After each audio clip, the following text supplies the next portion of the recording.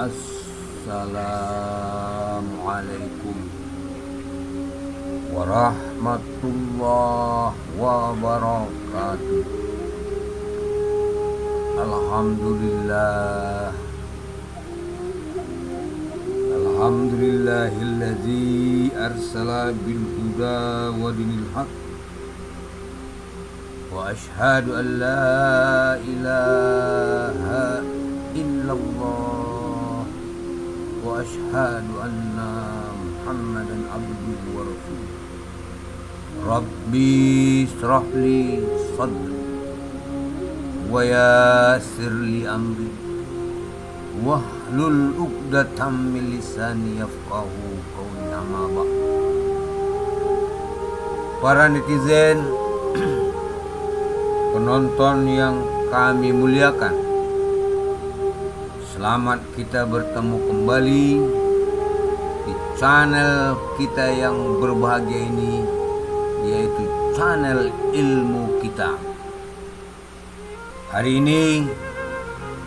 ini kita akan membuat satu bahasan yang memang agak lain dari yang lain, yaitu suatu topik yang saat ini sedang hangat-hangatnya, yaitu peperangan antara Palestina dan Israel. Peperangan ini sudah berlangsung hampir 4 bulan, yang diperkirakan ketika itu dalam tempo 4 bulan ini Israel sudah mampu menguasai Palestina, karena Israel sudah mengerahkan seluruh kekuatan militernya, sudah mengerahkan seluruh kekuatan amunisinya. Bahkan beberapa alat peperangan mereka yang dikenal amat keji, yaitu dengan menggunakan senjata fosfor, meluluh lantakkan kota Palestina yang begitu kecil. Hadirin yang kami muliakan, bahwa peperangan antara Israel dan Palestina ini telah menarik perhatian masyarakat dunia. Tidak tanggung-tanggung saudara-saudara, PBB sendiri sudah berkali-kali, bahkan Dewan Mahkamah Internasional telah melakukan persidangan dan telah memutuskan bahwa Israel adalah negara yang telah melakukan genosida kepada bangsa Palestina. Hadirin yang kami muliakan, rentetan peristiwa demi peristiwa terus terjadi mengiringi peristiwa peperangan antara Israel dan Hamas ini. Puluhan ribu nyawa rakyat yang tidak berdosa telah direnggut oleh tentara Zionis Israel. Bayi, anak-anak, wanita, orang yang sudah sakit, semua dihajar oleh tentara Zionis Israel tanpa belas kasihan. Di belahan bumi yang lain, kita juga melihat ada peperangan yaitu peperangan antara Rusia dan Ukraina yang sudah berjalan melebihi 1 tahun. Namun dapat kita lihat secara seksama, peperangan ini walaupun menjadi perhatian dunia, tetap tidak begitu menarik perhatian dengan sebagaimana yang terjadi antara Israel dan Palestina. Banyak berbagai dampak kita lihat daripada peperangan ini. Ya. Bagaimana masyarakat Eropa, masyarakat Amerika, masyarakat Inggris yang begitu terus menentang pemerintahnya agar tidak melakukan genosida ini. Beribu-ribu rakyat Eropa, Amerika, dan Inggris yang turun ke jalan untuk menuntut agar pemerintahan Joe Biden tidak lagi memberikan dukungan kepada Israel. Namun, saudara-saudara, semua aksi ini nampaknya tidak menjadi perhatian daripada Joe Biden. Bahkan kita lihat Presiden atau Perdana Menteri Israel Benyamin Netanyahu, yang memang dikenal orang sebagai manusia setengah iblis, pun mendapat tekanan dari dalam negerinya sendiri, yaitu masyarakat Israel sendiri yang tidak suka terhadap peperangan ini dan turun ke jalan menunjukkan aksi perlawanan yang begitu masif. Namun Benyamin Netanyahu terlihat tidak bergeming. Apakah sebenarnya tujuan Benyamin Netanyahu dalam rangka menyerang daripada Palestina ini? Jawabannya tidak lain adalah keserakahan, bukan pembelaan diri. Keserakahan untuk menguasai habis jalur Gaza yang tinggal sedikit lagi milik Israel. Karena diketahui bahwa sebelumnya pemerintahan Israel pernah melakukan pemaparan di Dewan Keamanan PBB yang menggambarkan peta Israel tidak lagi ada dikuasai oleh negara Palestina atau jalur Gaza. Itulah sebenarnya misinya. Dan bisa jadi penyerangan yang dilakukan oleh Hamas tidak terlepas dari sebuah skenario yang dilakukan oleh Israel sendiri beserta kroni-kroninya dari barat. Ini hampir saja terbuka ketika Perdana Menteri Israel Benyamin Netanyahu yang mentenggarai bahwa Dewan Keamanan PBB yang ada di jalur Gaza disebut UNRWA adalah yang terlibat di dalam mendanai gerakan Hamas ini. Kita masih menunggu apakah dana yang disalurkan oleh UNRWA ini adalah dana yang memang disepakati oleh Israel atau memang sebagaimana yang dituduhkan kepada mereka. Peperangan antara Israel dan Palestina di jalur Gaza ini telah melukai hati seluruh rakyat dunia. Bukan saja rakyat Palestina, bukan saja rakyat umat Islam, tetapi bangsa Amerika sendiri, warga Amerika sendiri, bahkan militer Amerika sendiri.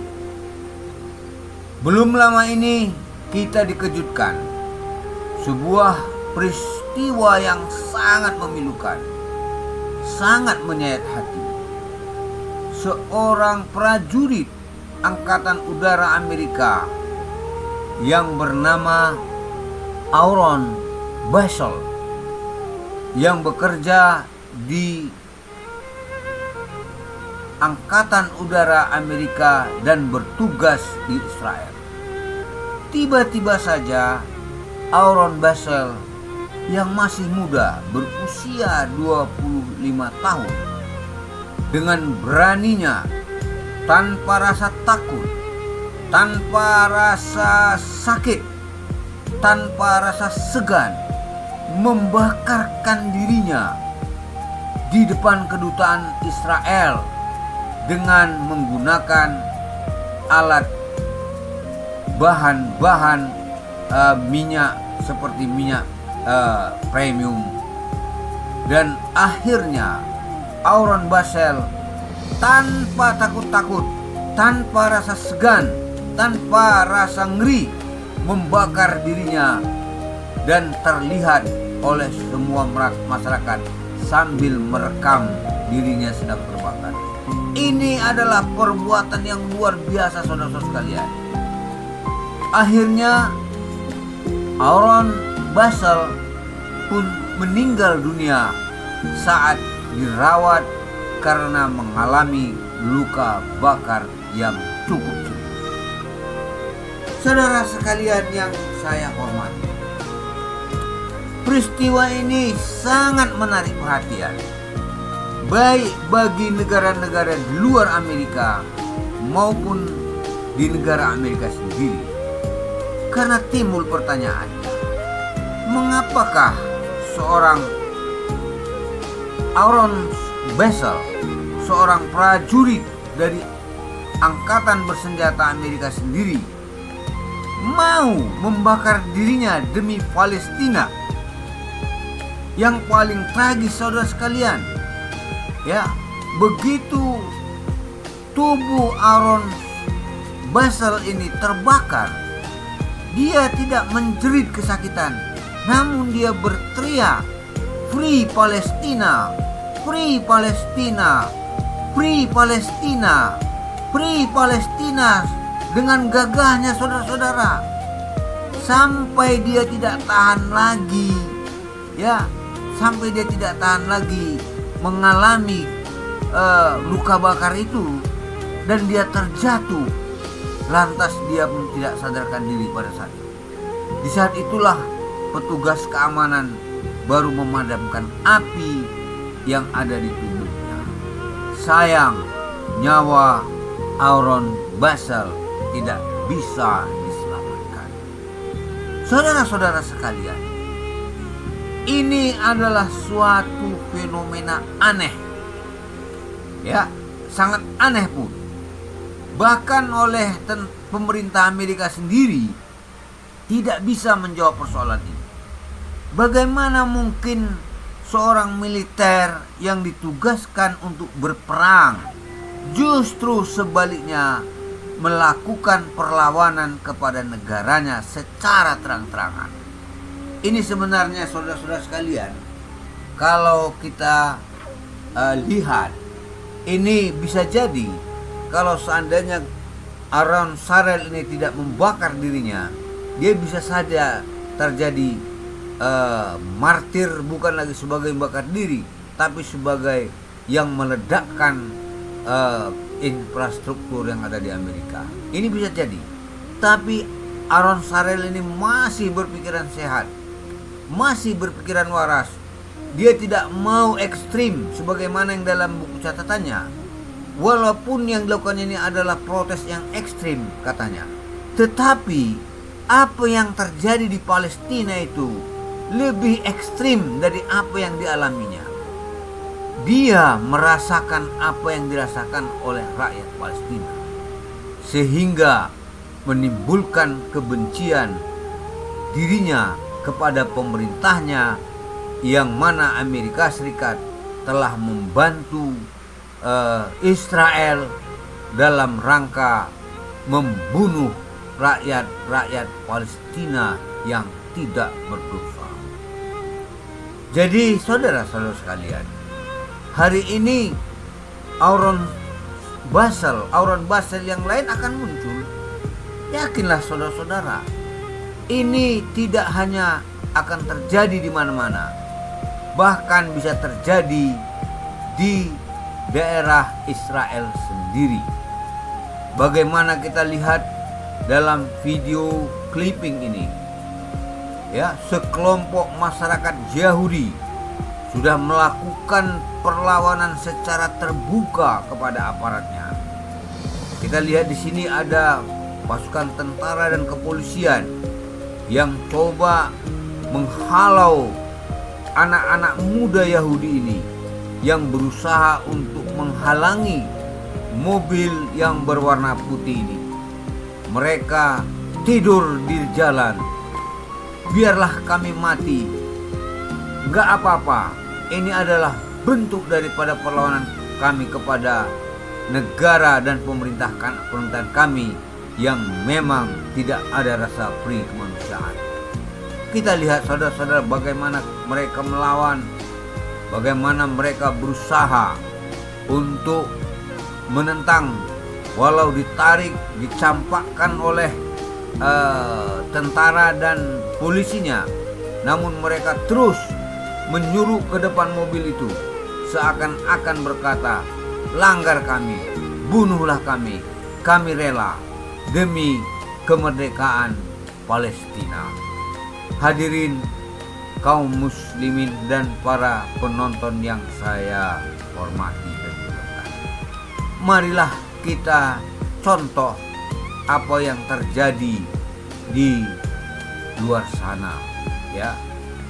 Sebagai negara sesama muslim, kita tidak sampai sejauh itu untuk berbuat, mendukung, membantu saudara-saudara kita di Palestina. Kita lihat saudara-saudara sekalian, inilah fakta yang terjadi. Kalau Tuhan berkehendak, semua dapat terjadi. Hari ini peristiwa-peristiwa seperti ini tidaklah bisa kita pandang sebelah mata, tidaklah bisa kita pandang sebagai hal yang biasa.